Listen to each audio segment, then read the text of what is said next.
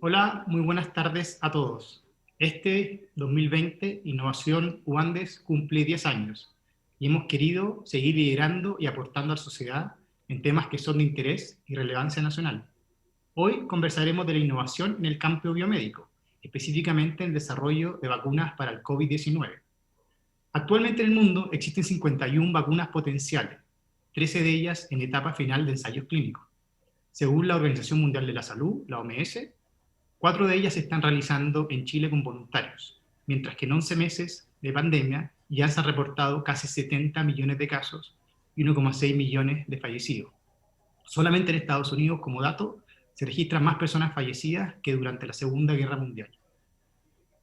En nombre de la Dirección de Innovación de la Universidad de los Andes, te doy la muy bienvenida a este seminario Vacunas COVID, Innovación en Pandemia.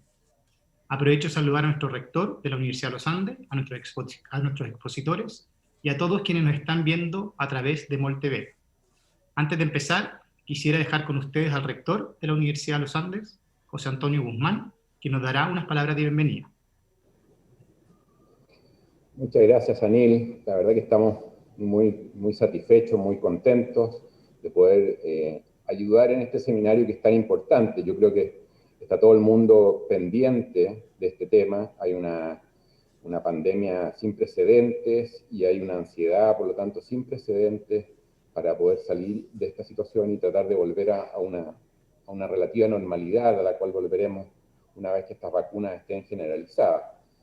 Y nos alegra, por lo tanto, mucho contribuir tanto con este seminario como con todo lo que ha ido haciendo la universidad a lo largo de este año para ayudar de distintas formas a paliar, a enfrentar esta pandemia tan grave y tan complicada. Nos alegramos mucho y sobre todo quisiera agradecer especialmente a todos los panelistas de esta tarde, quienes se han ofrecido para informarnos, para ponernos al día, a David Parca, del Comité de Vacunas, a Marta Díaz, a Paula Berreiro, a nuestra María Teresa Valenzuela, que ha sido la líder, la campeona de la universidad en la lucha contra este COVID.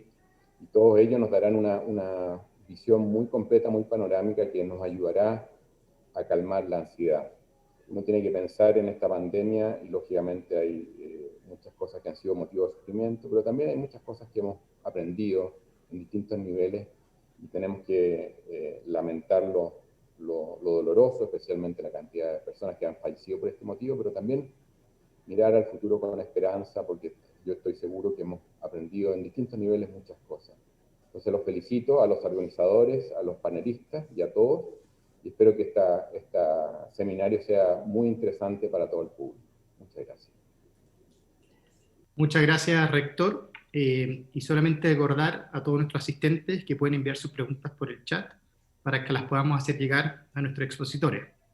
Me gustaría comenzar con la doctora Valenzuela, y es una cifra que la estuve leyendo el fin de semana, me pareció muy interesante, donde dice que solamente el 27% de la población en Chile se quiere vacunar.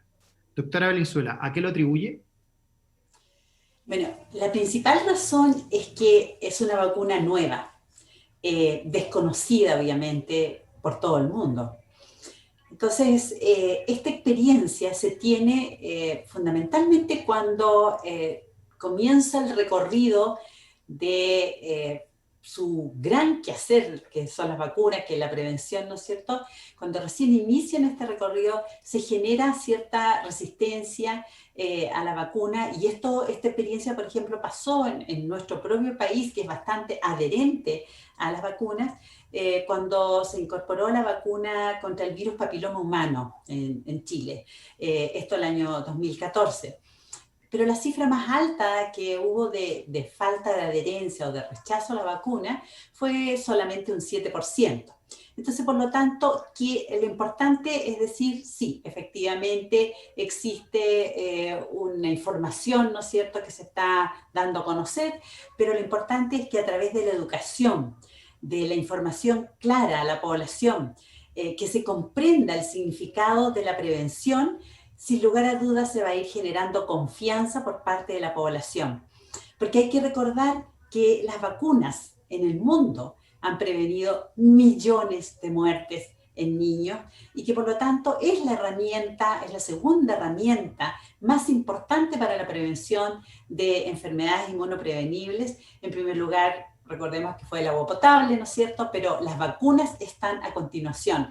Entonces, por lo tanto, busca beneficios y las vacunas gozan de calidad, gozan de eficacia, una vez que ya se incorporan en los programas, gozan de efectividad y seguridad, la que obviamente se va demostrando en el recorrer, en el camino, ¿no es cierto?, recorrido en el tiempo.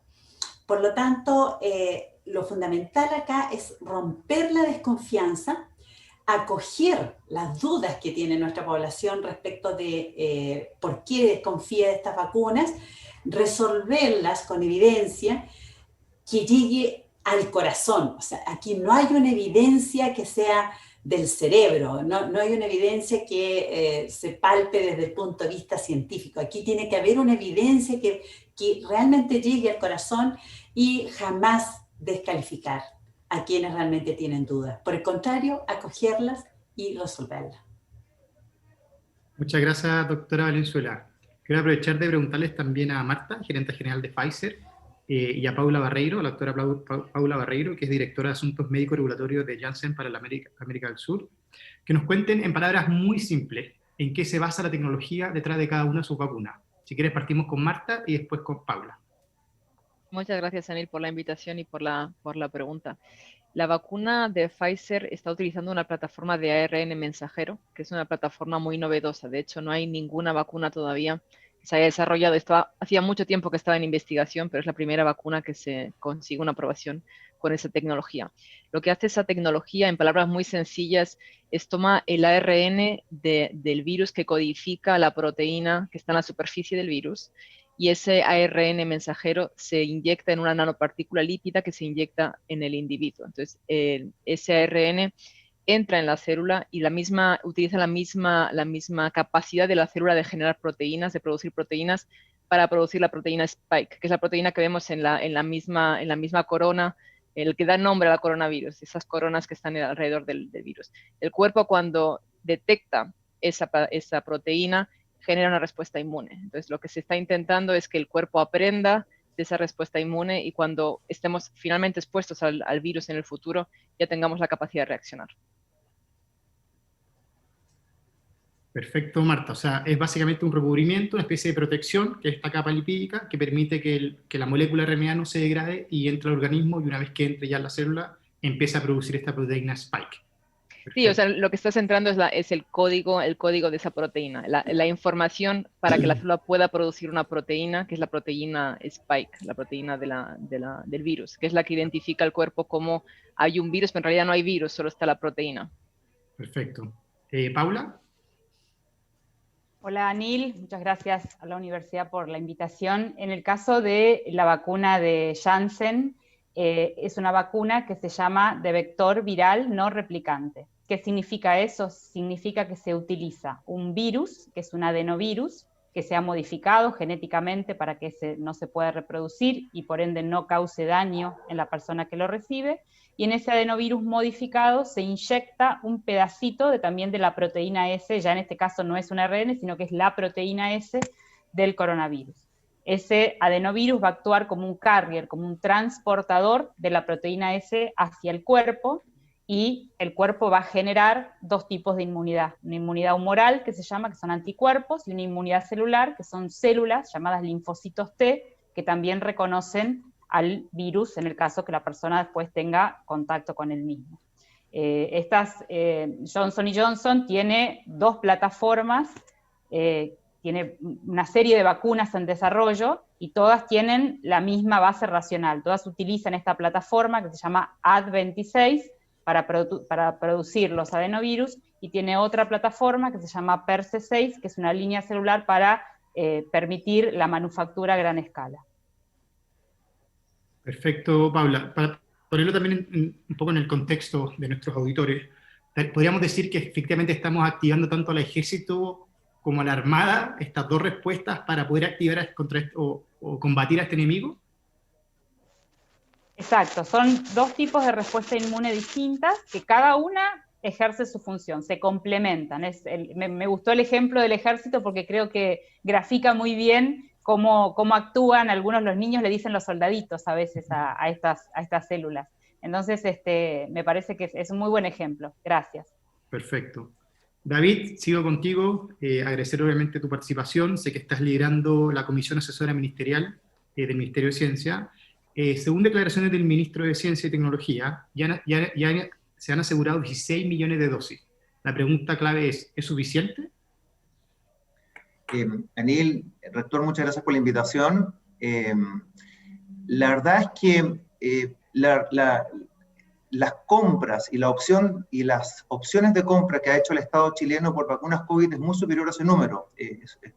Si uno suma la publicación de lo que se ha hecho, de las compras y las opciones de compras, con el total de las vacunas suma 56 millones, que son vacunas que van a ser entregadas durante el año 2021 y durante el año 2022, y eso nos pone en una posición extremadamente privilegiada respecto a los países comparables a Chile.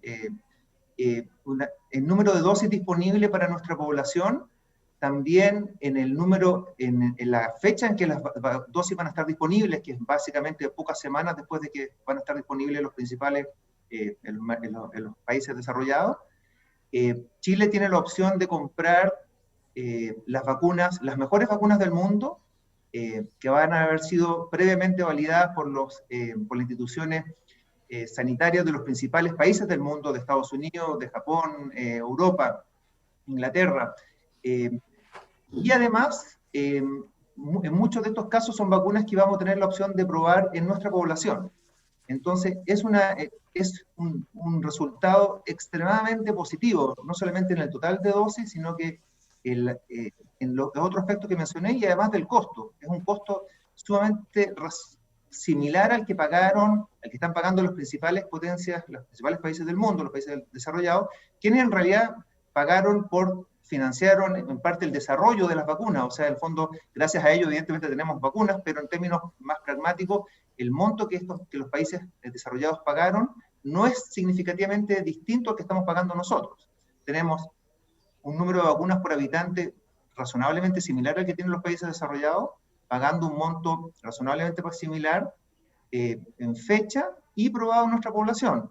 Yo creo que es el reflejo de un trabajo súper bien diseñado por el presidente Piñera, por los ministros de Salud, de Relaciones Exteriores y por supuesto el ministro de Ciencia y Tecnología, y una estrategia muy bien implementada en que se conjugó muy bien las habilidades de distintos grupos. Y si bien no se trata de cantar victoria antes de tiempo, porque todavía las vacunas no llegan a Chile y todavía no se comienza la vacunación, pero en términos relativos estamos en una posición extremadamente privilegiada. Eso es Anil. A raíz de eso, David, ¿cuál es el precio que vamos a pagar por chileno por vacuna? ¿Se tiene un promedio ya? ¿Se están haciendo todavía los cálculos? ¿Nos puedes comentar un poco cuál sería el costo para cada chileno? Lamentablemente no podemos. Bueno, el costo para chilenos es una vacuna que va a ser provista por el Estado, por lo tanto es un costo del Estado, no es un costo particular. El monto pagado por las vacunas por el Estado chileno está protegido por acuerdos de confidencialidad. Yo imagino que va a ser de conocimiento público cuando corresponda y es parte de las condiciones de compra, pero son muy cercanos a lo que ha sido, yo estoy hablando en base a la información disponible, muy similares a lo que han pagado los principales países del mundo. Perfecto. En términos de fechas, también es muy parecido a las cuales van a estar disponibles las vacunas. Hay que acordarse que si bien Estados Unidos tiene compradas 1.100 millones de dosis, no van a estar todas disponibles en enero del 2021, van a estar disponibles durante el desarrollo del año 2021 y del año 2022. Entonces, las dosis chilenas, en términos de costo y en términos de tiempo, son muy parecidas, como te comentaba, Anil, a lo comprado por los países desarrollados. ¿Podemos decir, David, que de la región, Chile es el país más avanzado en esta materia? Yo creo que Chile, entre los países que no producen vacunas, definitivamente es el más avanzado en número de dosis, definitivamente. Hay países que tienen estrategias sumamente interesantes. Brasil, Argentina pusieron a disposición de las fabricantes de vacunas la posibilidad de fabricar in situ en sus países algunas de las vacunas. es súper relevante el caso de AstraZeneca, que va a fabricar en Argentina y en Brasil parte de las vacunas. Hay otras vacunas fabricadas en China que también van a ser fabricadas en Brasil, o sea, con origen, y por lo tanto esas tienen una posición un poco tecnológica distinta, pero en términos de disponibilidad y número de dosis, la posición de Chile es mucho más favorable que los otros países, comparables, de la región definitivamente. Perfecto, muchas gracias. Doctora Valenzuela, vuelvo con usted. Todos estamos acostumbrados al virus de la influenza. Sabemos que tenemos que vacunarnos anualmente. ¿Nos puede comentar la diferencia entre el coronavirus y el virus de la influenza, por favor? Sí, hay diferencias, en el sentido de que el virus influenza tiene varios, está segmentado, fragmentado.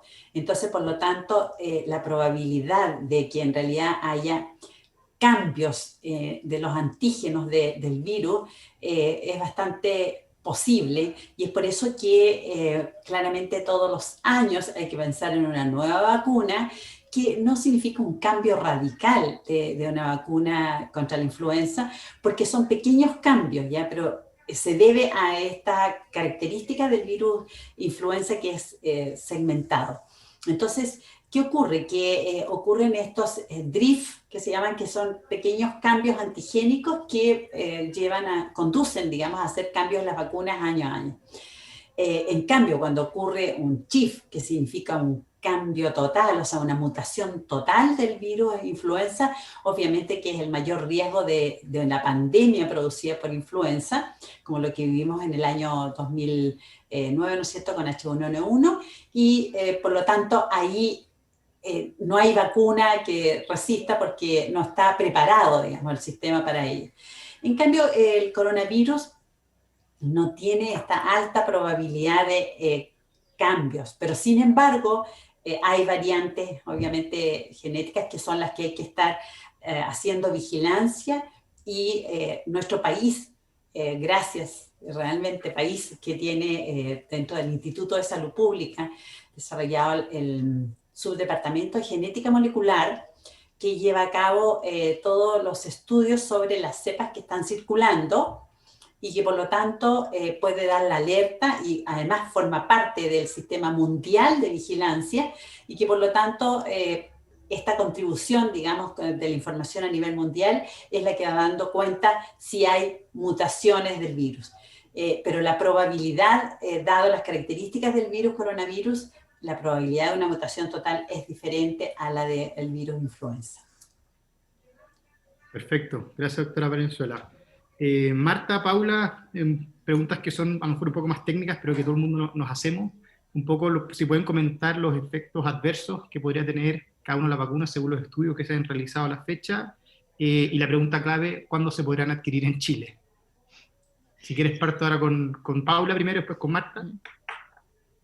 Con respecto a la primera pregunta, nuestra vacuna tiene datos del estudio fase 1-2, y en ese estudio, que fue un estudio que incluyó dos grupos de pacientes, llamémosle jóvenes, menos de 50 hasta 55 años, pacientes mayores de 60, en ambos grupos los efectos adversos más comunes fueron los efectos adversos locales. Es una vacuna de inyección intramuscular, entonces el dolor, el enrojecimiento en el sitio de la inyección fueron los eventos adversos más comunes, que ocurrieron más o menos en el 58% de los pacientes jóvenes y en un 36% de pacientes mayores. Después hubo otros efectos adversos que le llamamos sistémicos, como ser el cansancio, la fatiga, el dolor de cabeza, que también ocurrieron en ambos grupos en una proporción parecida. Eso es lo que hemos observado fruto de nuestro estudio fase 1. Todavía tenemos en curso el estudio fase 3, cuyos datos no están disponibles como para evaluar en una población un poco mayor. Pero esa sería la respuesta a la primera pregunta. Y con respecto a la segunda pregunta, ¿cuándo estaría disponible? Nosotros estamos terminando, ya terminó la parte de reclutamiento, o sea, del enrolamiento de pacientes del estudio fase 3, y vamos a comenzar el análisis de los datos que van a estar disponibles probablemente en enero. Si esos datos son, por supuesto, positivos en cuanto a eficacia y seguridad, dependemos también de la evaluación que haga el ISP. Nosotros ya comenzamos el proceso de sometimiento en el ISP, y tan pronto el ISP apruebe nuestra vacuna, bueno, vamos a ponerla disponible en Chile lo antes que se pueda, pero eso va a ocurrir probablemente durante la primera mitad del 2021. Perfecto, muchas gracias. Marta, ¿no quieres comentar de la vacuna Sí, Pfizer? gracias, Anil. Con respecto a la vacuna de Pfizer, recientemente acabó la fase 3 y como todos vieron, la semana pasada tuvo la aprobación de emergencia de la FDA, donde se analizaron los datos de la fase 3, tanto de eficacia como de seguridad, y se le otorgó una aprobación de emergencia, que no es una aprobación full, no es una aprobación entera, es una aprobación de emergencia que es para uso de emergencia únicamente. ¿Qué significa eso? Es que van a continuar analizándose los efectos secundarios en los pacientes y la efectividad en los pacientes a futuro. No se para el estudio clínico ahora, es simplemente con los datos que se tienen se toma una decisión. Los datos, obviamente todos probablemente leyeron en prensa, la eficacia de la vacuna es muy alta, es del 95%, la verdad que fue una maravillosa noticia para todos, obviamente en Pfizer, pero diría para toda la sociedad, porque estábamos hablando de efectividades de vacunas del 50, del 70%, con lo cual esos datos son muy positivos, con un perfil de seguridad bueno, que son muy parecidos a los efectos secundarios que comentaba la doctora Barreiro, que son en algunos casos fiebre, en algunos casos dolores localizados. Obviamente son productos nuevos y tienen que seguir lo que se llama un proceso de farmacovigilancia, quiere decir que a todos los pacientes a los que se les esté inyectando esta vacuna se les va a continuar monitorizando para asegurar que una vez se vacune a una población grande, en los estudios clínicos hay que entender que se vacuna a un número limitado, aunque sea un número grande, son 44.000, 50.000 pacientes, con lo cual hay que ver en la población más general si se dan otros efectos secundarios que no se hayan visto en el estudio clínico. Entonces eso forma parte también del proceso de calidad de todos los fabricantes de vacunas, que Janssen, Pfizer y cualquier otro fabricante. Vamos a tener que monitorizar continuamente para asegurar que esa vacuna efectivamente cumple con todos los criterios ahora de la FDA, pero también del ISP. Con respecto a lo que comentabas de la fecha, nosotros estamos pendientes ahora de la aprobación del ISP, esperamos tenerla muy pronto. La aprobación del ISP está sujeta a la aprobación de la FDA, necesitamos la aprobación de la FDA, que ya conseguimos, estamos esperando, ya entregamos los datos al ISP, los mismos datos que entregamos a la FDA, les entregamos al ISP, y esperamos que esté disponible, ojalá esta semana, si no la semana que viene, pero muy prontos plazos, y a partir de ahí podríamos tener vacunas. Las vacunas se ponen a disposición como comentaba David, a disposición del gobierno. Estamos vendiendo vacunas únicamente al gobierno y es el gobierno el que va a decidir quiénes son las personas que necesitan de forma más urgente esas vacunas. Porque obviamente todo el mundo quiere, o mucha gente quiere tenerla, pero el gobierno va a tener que tomar la decisión en función de la necesidad.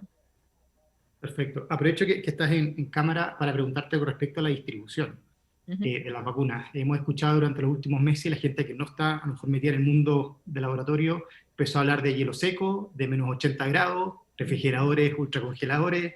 Entonces, si nos puedes comentar, Marta, qué significa ese tema de distribución, cómo lo están viendo para Chile, y Paula a la vez, si la vacuna de ustedes, ¿cuál también sería el mecanismo de distribución? Cuando Pfizer tomó la decisión de embarcarse en el proyecto de la vacuna, tuvo que tomar una decisión entre la rapidez y la formulación de la vacuna, y decidió sobre la rapidez, con lo cual, ¿qué quiere decir? Esa vacuna no tiene conservantes y por eso tiene que transportarse a menos 70 grados. Entonces, ahora mismo se está trabajando en una nueva formulación que llegará más adelante, que sea más fácil de conservar. Entonces, esta vacuna, por la misma fragilidad de no tener conservantes, tiene que conservarse a menos 70. ¿Eso qué es lo que implica? No es la forma habitual de conservar las vacunas. La forma habitual de conservar las vacunas es entre 2 y 8 grados. Es una temperatura de frigorífico, una heladera normal. Entonces, ¿eso que implica? Desde Pfizer hemos desarrollado unas cajas, unos thermoshippers que llamamos, unas cajas térmicas que incluyen las vacunas. Son cajas pasivas, no tienen que estar conectadas a la electricidad. Incluyen hielo seco. Entonces, ese hielo seco permite mantener esos menos 70 grados que necesita la vacuna durante todo el transporte y también durante un periodo de conservación de un mes. Entonces, con esa caja vamos a conseguir asegurar que llegue a todo Chile, allí donde se necesiten las vacunas. Adicionalmente, existe la posibilidad de conservar en ultracongeladores, unos congeladores de ultra baja temperatura, que son congeladores como los habituales, simplemente que tienen una temperatura mucho más baja, que consiguen mantener esos menos 70 grados. Entonces, el PNI, el Programa Nacional de Inmunización, está trabajando justamente en asegurar que allí donde necesitan las vacunas, cuál es el mejor sistema logístico, si es con ultracongeladores o si es con las mismas cajas de transporte. Perfecto, muchas gracias. Paula. En el caso de la vacuna de Janssen, es una vacuna que tiene una temperatura que le llamamos de almacenamiento, que es de menos 20 grados, pero después tiene otra temperatura que es la temperatura para la distribución, que es una temperatura, como mencionaba Marta, entre 12 y 8 grados, que es la temperatura de conservación habitual de las vacunas. Entonces, para lo que es la logística de la vacuna, se puede conservar a esa temperatura. Excelente. David, sigo contigo. ¿Cuál es la diferencia fundamental entre las investigaciones y las vacunas que se han decidido probar en Chile, como con respecto a la vacuna rusa, Sputnik creo que se llama? Si nos puedes comentar un poco los criterios que decidió el comité de por qué evaluar estas 4 vacunas en Chile, si estamos comprando solamente esas vacunas u otras, eso. Mira, muy buena pregunta. Los criterios que usamos para nuestro comité tiene como objetivo hacer una evaluación científica y técnica de las vacunas y al mismo tiempo ver la posibilidad de realizar ensayos clínicos de fase 3 en Chile con el objetivo de lograr una relación colaborativa con los desarrolladores.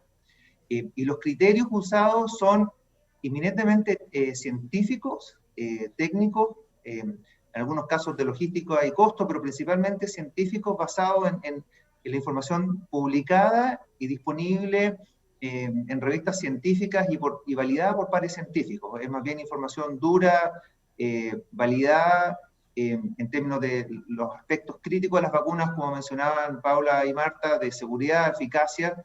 La seguridad pasa a ser un tema súper relevante, la eficacia definitivamente en forma apresurada, se logró evaluar, y lo que hicimos fue hacer recomendaciones en base a esos criterios. Y en esos criterios, tanto las vacunas de Janssen, de Pfizer, y las otras que hemos recomendado, AstraZeneca, Sinovac, CanSino, todas han pasado por la validación. Hay otras que están en proceso y otras que ya también han sido evaluadas. Básicamente información técnica científica. La razón por la cual no incluimos la vacuna rusa es porque durante mucho tiempo no hubo información científica publicada. Era información más bien con datos muy preliminares y muy poco validables, por eso es que no la incluimos. Hoy la situación es distinta y podría ser considerada definitivamente para una evaluación posterior. Perfecto, gracias David. Doctora Valenzuela, si una persona fuera vacunada, ¿puede contraer igualmente la enfermedad? Preguntan de nuestros auditores desde MOL. Efectivo, porque prácticamente no existen vacunas que sean 100% efectivas. Entonces, por lo tanto, siempre hay un margen, digamos, de que una persona pueda ser vacunada y sin embargo no genera respuesta, no queda inmunizada, porque aquí una cosa es ser vacunada, pero otra es quedar con la inmunidad, que eso es lo relevante, digamos. Entonces, por lo tanto, sí puede ocurrir, puede infectarse, pero sin embargo, cuando se adquieren altas coberturas, ¿ya? En todas las comunas del país, obviamente en todas las regiones, se genera, aparte de lo que es la inmunidad individual, se genera una inmunidad que se llama inmunidad comunitaria, la que hablábamos antes como inmunidad de rebaño. Hoy día hablamos más de inmunidad comunitaria, que amplifica varias veces el efecto protector de la vacuna. Entonces, por lo tanto, en la medida que se vaya logrando mayor número de personas vacunadas, claramente la probabilidad de infectarse, aunque no haya quedado inmune, ¿ya? Es mínima, ¿ya? Entonces, por lo tanto, estamos hablando frente a eficacias como la ha demostrado la vacuna de Pfizer de 95% o incluso de 80%. Ya cuando bajan de 80% la eficacia, los estudios de eficacia, en general ahí ya obviamente es mayor el problema porque es difícil como ir eliminando la enfermedad. Lo que se puede hacer ahí claramente es controlar la enfermedad. Lo que ocurre, por ejemplo, en coqueluche. En coqueluche nunca se ha logrado una vacuna que supere, por ejemplo, el 80% de eficacia, entonces, por lo tanto, queda un número importante susceptible que, aunque haya inmunidad comunitaria, no se logra eliminar la enfermedad. Pero en este caso, con vacunas tan eficaces, la efectividad obviamente se va a ver amplificada en la medida que lleguemos más o menos a un 80% de nuestra población vacunada. Bueno, y me imagino como esto es un campo nuevo, que estamos todavía descubriendo varias cosas, es parte del proceso, ¿no, doctora? Esto es un proceso acelerado. Así que, por supuesto. Excelente, muchas gracias. Paula, Marta, ¿también hay alguna edad específica a partir de la cual se pueda poner la vacuna? ¿Alguna población de riesgo que no la podamos inocular a día de hoy? ¿Quieres partimos por ti, Marta, y después por Paula? Sí. Anil, ahí más que tenemos que partir de los datos que tenemos en el fondo, es de los datos en las poblaciones en las que se ha podido probar la vacuna. La aprobación que nos dio la FDA, la aprobación de emergencia que dio la FDA, es para mayores de 16 años, que es para la población que se tiene datos. Entonces, para todas las personas de 16 años. En el estudio se incluyeron también a partir de 12, pero todavía esos datos no están analizados. Entonces, poco a poco pensamos que va a ir pudiendo incorporarse nuevas poblaciones. Entonces, la población que está incorporada en el estudio y para la que se tienen datos y se tiene aprobación es población mayor de 16 años, sana o con alguna enfermedad crónica controlada, también podría ser. No hay límite de edad, el estudio clínico subía hasta más de 85 años. Y las dos poblaciones que sí no van a poder inmunizarse, por lo menos en las primeras etapas, van a ser mujeres embarazadas porque no se incluyeron en el estudio, no hay datos de mujeres embarazadas. Y la otra es personas con el sistema inmunológico comprimido. Entonces, bueno, esas personas desafortunadamente van a tener que contar, como decía la doctora Valenzuela, con la inmunidad de rebaño, esperar que el resto de personas se puedan vacunar y que con la inmunidad de rebaño podamos protegerlas hasta que alguna de las compañías tenga datos en esas poblaciones. Perfecto. Aprovecho de preguntar también, antes de que responda Paula, si las personas con cáncer, no se la pregunta desde el público, se podrán vacunar, alguna otra enfermedad crónica. ¿Alguna contraindicación? ¿La pregunta para Paula? Sí, para Paula o para ti. Aprovecho para contestar la pregunta anterior. En el caso de nuestra vacuna, similar a lo que comentó Marta, se incluyeron pacientes mayores a 18 años. Por eso nuestra vacuna va a ser para mayores de 18 años y en nuestro estudio hubo una población de pacientes que le llamamos de riesgo, que son los pacientes mayores de 60 y pacientes con algunas condiciones crónicas, por supuesto controladas, pero que constituyen poblaciones de riesgo para COVID que también se van a beneficiar de la vacuna. No tenemos experiencia en pediatría, en pacientes menores de 18 años, eso va a ser sujeto de otro estudio separado que se va a iniciar en breve. Con respecto a la segunda pregunta, que era el tema del cáncer, estos pacientes con enfermedades oncológicas activas fueron excluidos de los estudios clínicos, por lo tanto no tenemos datos de eficacia en esa población de pacientes. Se incluyeron solo pacientes con condiciones crónicas, pero muy controladas, no pacientes con enfermedades oncológicas activas. Yo creo que queda manifiesto y muy claramente la importancia de los datos, de que efectivamente las agencias regulatorias por lo que velan es que los datos demuestran que cierta población se puede utilizar cierta vacuna y solamente en esas poblaciones se va a autorizar, obviamente porque está demostrada su seguridad y en segundo caso su eficacia, así que estamos todos alineados que eso tiene que ser así y creo que es como lo está haciendo tanto la Comisión como la agencia regulatoria del ISP desde Chile.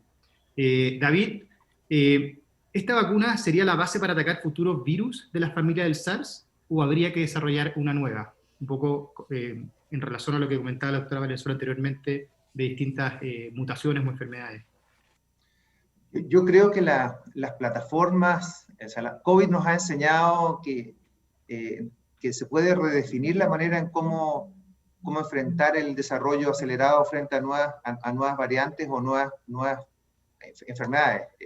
La plataforma de Pfizer, Moderna, demostraron, bueno, y por supuesto Johnson & Johnson, AstraZeneca, CanSino, y como mencionabas tú, las otras 50 vacunas que están muy cercanas a la fase 3 o en avanzada, demostraron la velocidad y la capacidad de reacción astronómica. Pasamos de 8 años a 8 meses, y solamente esto, si bien ya ha sido mencionado muchas veces, cuando nosotros comenzamos a trabajar en esto, la María Teresa se va a acordar porque era parte de nuestro comité, partimos a finales de abril y cuando empezamos a especular de cuándo podrían haber soluciones, nadie hablaba del año 2021, o sea, y si era el año 2021 era un sueño más bien, y en vez de vacunas hablábamos de prototipos. Entonces, cuando hablábamos de la vacuna de Pfizer o de Johnson & Johnson, hablábamos de prototipos de vacunas, no hablábamos de productos. Y la situación en la que estamos hoy día muestra que se lograron, que la capacidad científica de los laboratorios, del mundo científico, de los científicos, investigadores, logró estas maravillas que podemos tener estas vacunas, no solamente disponibles, sino que probadas en términos de eficacia y de seguridad en números sumamente relevantes. Las 40.000, 50.000 personas que mencionaban Marta y Paula son números sumamente relevantes en términos del N. Entonces, definitivamente estas nuevas plataformas muestran que frente a la nueva pandemia seguramente vamos a tener la capacidad de reaccionar mucho más rápido, porque vamos a tener mejores plataformas, mejores tecnologías, pero también seguramente porque vamos a tener un sistema de detección mucho más avanzado y mucho más vigilante. Estas nuevas palabras que son parte del vocabulario de todos nosotros, que es PCR y anticuerpos, hoy son una realidad. Yo creo que de esto, y ojalá que al mismo tiempo que no nos olvidemos de ellas cuando estemos vacunados, tampoco nos olvidemos del distanciamiento, de la distancia física, del uso de la protección, no exponernos a los virus en forma innecesaria. Pero todas estas plataformas nuevas nos van a permitir monitorear en forma muy anticipada cuando aparezcan enfermedades nuevas o variantes de las actuales que no estén incluidas en la protección de las vacunas o de las vacunas, y también usar también plataformas para desarrollar 2.0, versiones 2.0 o 3.0. Lo otro que es súper importante, Anil, es mencionar es que nosotros estamos viendo una maravilla, que son estas primeras 5 vacunas que están saliendo muy rápido. Se vienen una cantidad sumamente importante de vacunas que tienen tecnología con tecnologías igualmente sorprendentes a las que estamos mencionando, en este caso la de Johnson & Johnson y Pfizer. Entonces, seguramente las versiones nuevas de las vacunas también nos van a mostrar cómo funcionan frente a unas eventuales mutaciones de las variantes que tenemos hoy de COVID.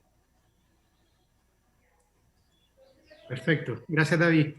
Doctora Valenzuela, gente está preocupada por el tema de las alergias. Entonces, la pregunta que también nos hacen llegar es, ¿qué impacto tiene la vacuna en relación a las alergias? Si la vacuna le va a dar algún tipo de alergia.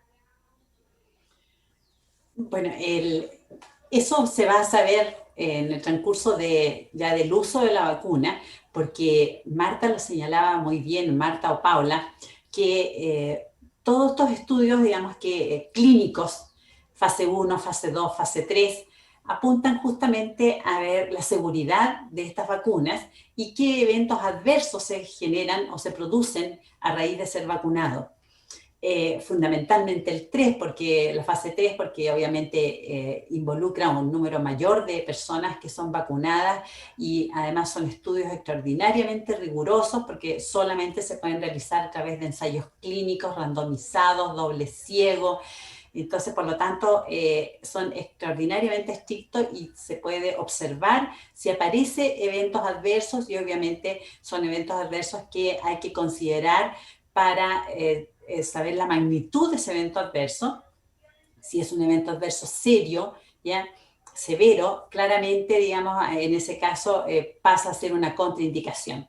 Pero, sin embargo, dado que lo que se vacuna hasta la fase 3 clínica es un número determinado de personas, como bien se dijo anteriormente, 45.000 personas, a veces hay eventos adversos que aparecen cuando ya se supera el 1.000.000 de dosis puestas, 2 millones de dosis puestas, y esto debemos recordar que ha pasado con diversas vacunas. Por ejemplo, la vacuna polio oral, ya se vino a descubrir, ¿no es cierto?, que podía producir parálisis flácida o similar a la polio asociada a vacuna cuando se tenía sobre 2.600.000 dosis puestas.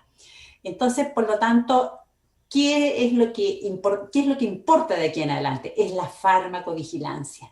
Y la farmacovigilancia, afortunadamente, en nuestro país la tiene desarrollada desde el año 2012, con el compromiso de todo el sistema de salud público-privado con el compromiso de la industria farmacéutica que frente al conocimiento de un evento adverso se tiene que notificar con el objetivo de poder analizar los datos y poder establecer asociación o bien causalidad, digamos, frente a la vacuna y por lo tanto obviamente pasa a ser una contraindicación.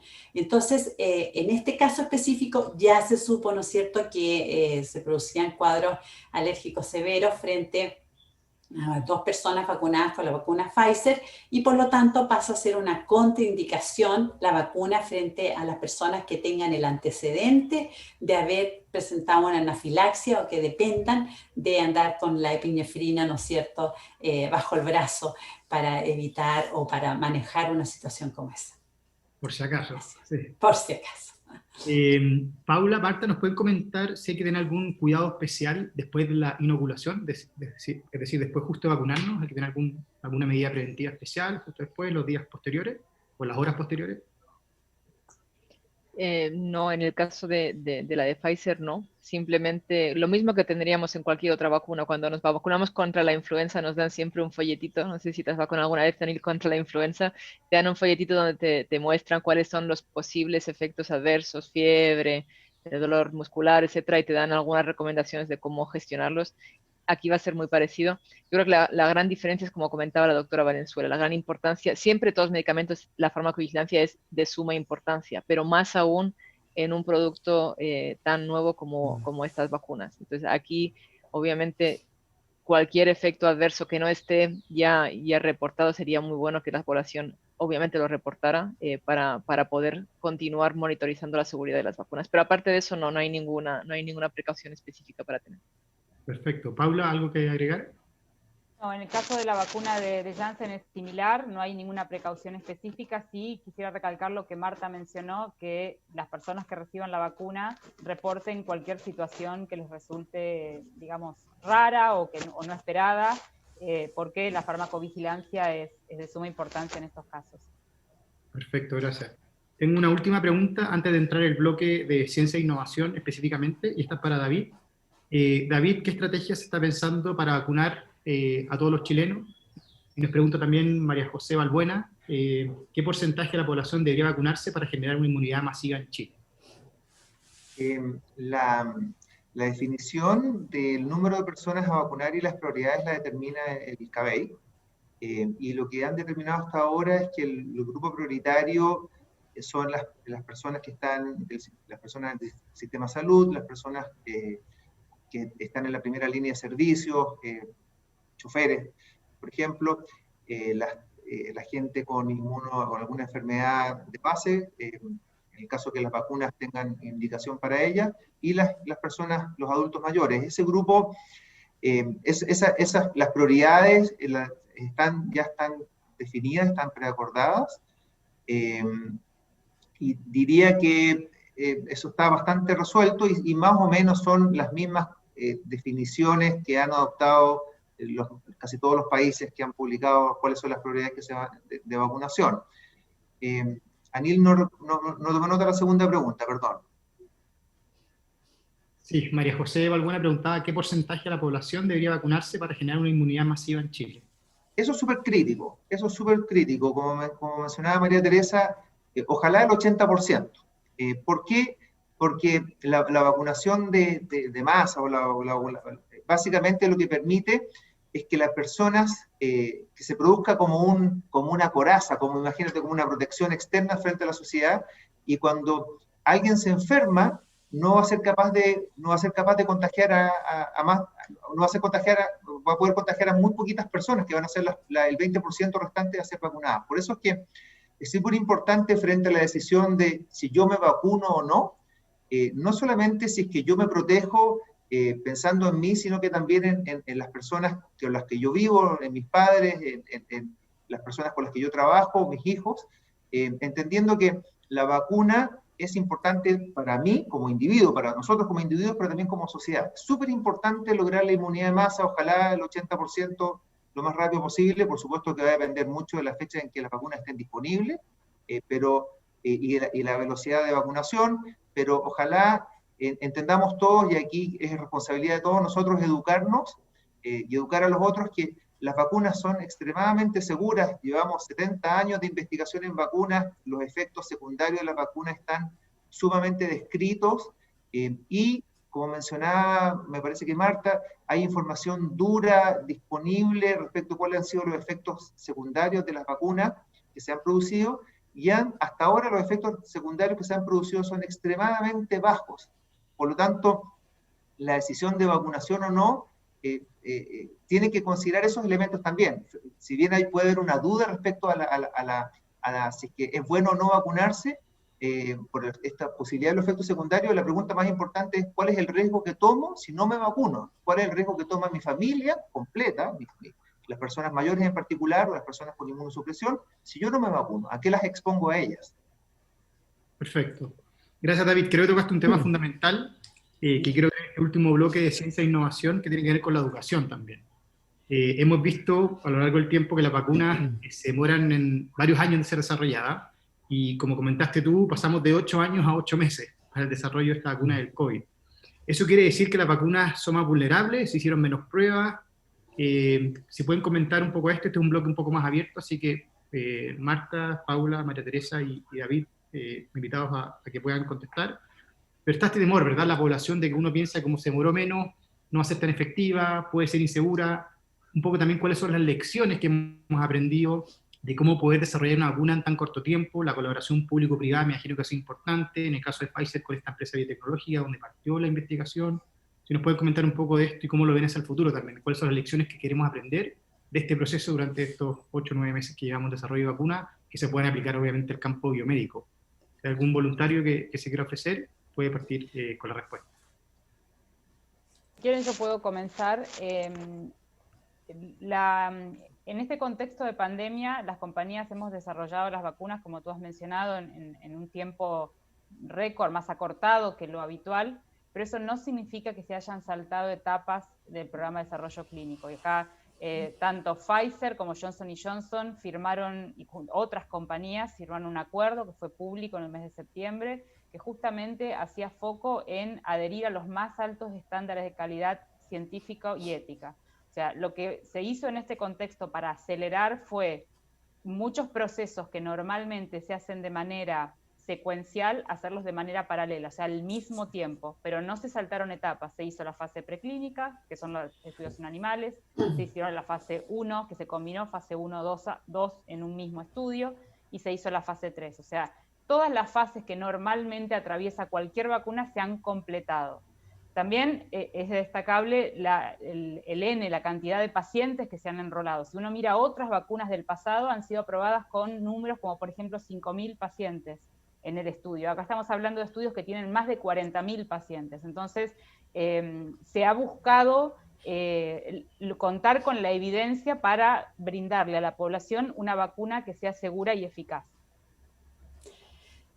Anil, Doctora quisiera complementar 2 puntitos. Uno, respecto de la cobertura de vacunación, que tiene mucho que ver con el número reproductivo básico que tiene el agente infeccioso, ya que en este caso del coronavirus, del SARS-CoV-2, el R0, digamos, partió siendo de 2.3, 2.4, entonces por lo tanto eso significa el número de personas que alrededor de este caso, ¿no es cierto?, son capaces de infectarse.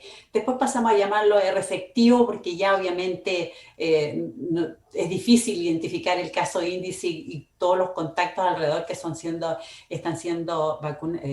infectados. Entonces, por lo tanto, no son números mágicos, no son que uno diga el 80%, el 90%, no. Depende mucho de la capacidad de transmisión, de la transmisibilidad que tiene este virus. Y, por ejemplo, el virus sarampión, que es uno de los virus más transmisibles, por esa misma razón es que para poder controlar y para poder eliminar el sarampión se requieren coberturas sobre el 95%, que acá en este caso, digamos, de acuerdo al R0, 2.3, 2.4 y después el R efectivo, también está, en base a eso se va calculando qué porcentaje de población requiero vacunar para lograr cambiar este R, ¿no es cierto?, que es tan crítico, ¿no es cierto?, a ojalá, bajo el 1, que es lo que tenemos que llegar para empezar a controlar esta infección. Después, respecto del segundo aspecto, hay que recordar que el conocimiento de la secuencia genética del virus estuvo disponible en enero del 2020, ¿ya? O sea, la capacidad hoy día de la tecnología es la que nos lleva a esto, porque con esa velocidad no se había logrado conocer la secuencia genética del virus.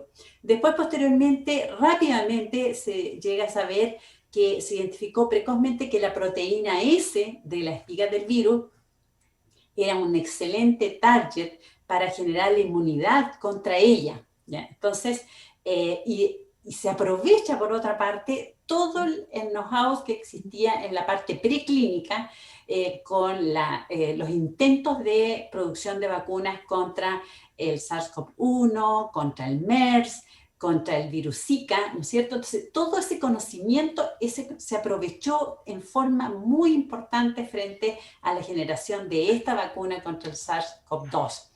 Entonces, por lo tanto, se ahorró un tiempo maravilloso como para llegar a la fase clínica y donde Paula explicó súper bien que en realidad se trabajó ahí en paralelo, digamos, fase 1 con fase 2 o fase 2 con fase 3, pero que efectivamente lo que hay que tener en cuenta es que no ha habido la falta de ninguna fase de investigación frente a este nuevo virus, esta nueva vacuna, y que por lo demás la autoridad regulatoria de los distintos países, sobre todo los países donde se está produciendo la vacuna, obviamente tienen que dar cuenta de las buenas prácticas de manufactura que tienen esos desarrolladores de vacunas, de las buenas prácticas de laboratorio con la cual se están analizando, ¿no es cierto?, las muestras de respuesta inmune humoral o respuesta inmune celular.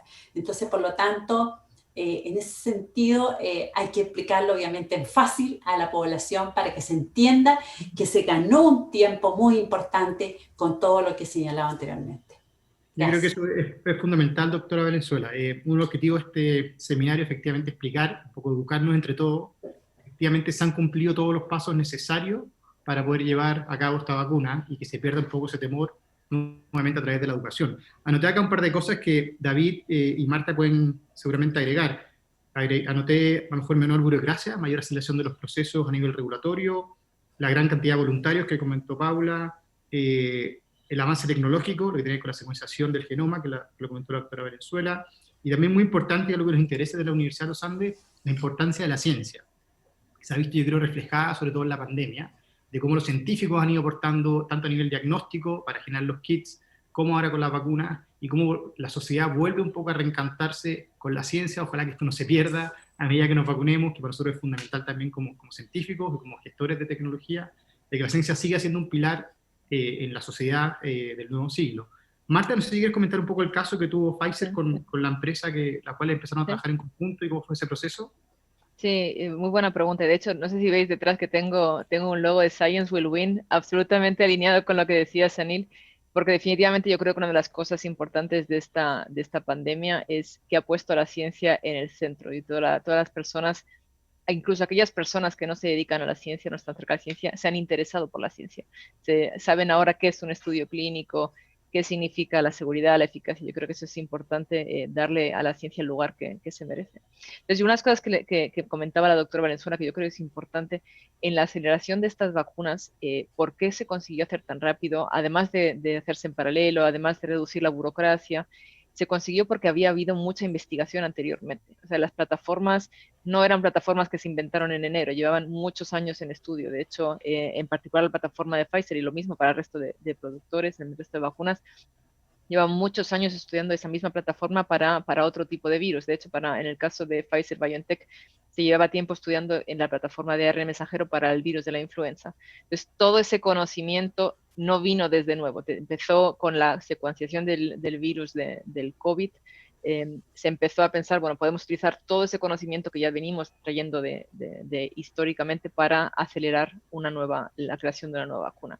Yo creo que eso es importante, esa reflexión, porque la ciencia no aparece del día al día siguiente. O sea, hay todo un pozo de conocimiento, un pozo de capacidades, una historia que hay que ir alimentando poco a poco, porque en el momento que se necesita, tiene que estar. No se puede crear en el momento que se necesita, tiene que estar y allí. Entonces yo creo que ahí es importante esa reflexión como país también, qué importancia le damos a la ciencia, qué inversión le damos a la ciencia, qué entorno legislativo le damos a la ciencia para asegurar que esa ciencia tenga el entorno que necesita para desarrollarse.